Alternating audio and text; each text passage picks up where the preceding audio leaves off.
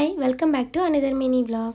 So కొంతమంది ఉంటారు friends, వాళ్ళు పక్కన వాళ్ళని ఎలా హర్ట్ చేసి పైశాచిక ఆనందాన్ని పొందాలా అని చూస్తూ ఉంటారు.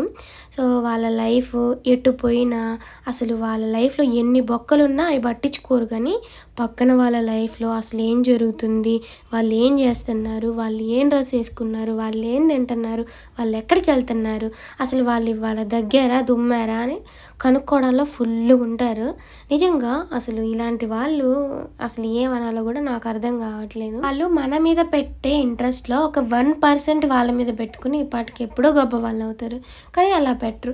ఎప్పుడు పద్దం దాకా పక్కోడి గురించే పక్కదాని గురించే వాళ్ళకి యావా అనమాట. సో అలాంటి వాళ్ళు మీ దగ్గర ఎక్కడైనా ఉంటే కామెంట్ సెక్షన్లో షేర్ చేయండి.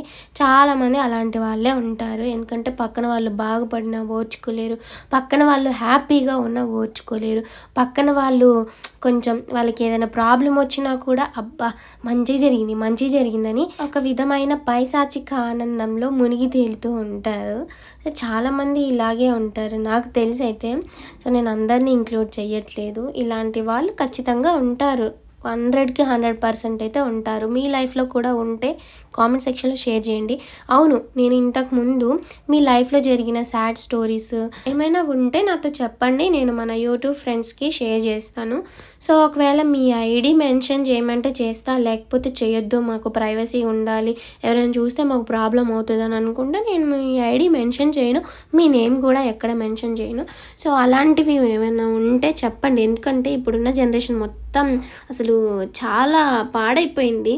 సో ఫ్యూచర్లో ఇలాంటి ప్రాబ్లం ఇంకెవ్వరికి రాకుండా వాళ్ళు ముందు జాగ్రత్త పడతారు కదా. సో అందుకోసం అనేసి నా ఇన్స్టా ఐడి శైలు కుట్టి అని ఉంటుంది, ఎవరైనా వెళ్ళి అందులో మెసేజ్ చేయండి, లేకపోతే యూట్యూబ్లోనే చేసేస్తామనుకుంటే ఈ షార్ట్ కింద అయితే చేసేయండి. సో చాలామంది అసలు రిలేషన్షిప్లో ఉన్నారనంటే ఆపోజిట్ పర్సన్ చీట్ చేస్తున్నారు. నిజంగా ట్రూగా ఏ రిలేషను లేదు, అలా ఉంటే చాలా లక్కీ పర్సన్ అబ్బా వాళ్ళైతే, వాళ్ళంత అదృష్టవంతులు ఎవరు లేరు. సో మొత్తానికైతే ఏం చెప్దామనుకుంటున్నానంటే, సో మన గురించి మనకంటే మన పక్క వాళ్ళకి బాగా ఎక్కువ తాగారా తిన్నారా అది మంచికైతే ఏదో అనుకోవచ్చు, కానీ మంచికి కాదు, మనల్ని బ్లేమ్ చేసి ఏ పాయింట్ ఆఫ్ వ్యూలో మనల్ని బ్యాడ్గా చూపించాలి, బ్యాడ్గా పోర్ట్రేట్ చేయాలని వాళ్ళు చూస్తూ ఉంటారు. అలాంటి వాళ్ళ కోసం అసలు మనం పట్టించుకోకూడదు. నిజంగా ఇప్పుడు మనం చేసిన తప్పైనా పాపమైనా ఎన్నో రోజులు ఉండదండి, ఏ తప్పైనా బయటపడే రోజు వచ్చిద్ది, అప్పుడు ఖచ్చితంగా బయటపడిద్ది. ప్రతి ఒక్క రంగులు బయట నిజాయితీగా పద్ధతిగా ఉన్న వాళ్ళకి దేవుడు ఏది ఇవ్వాలో అది ఖచ్చితంగా ఇస్తాడు.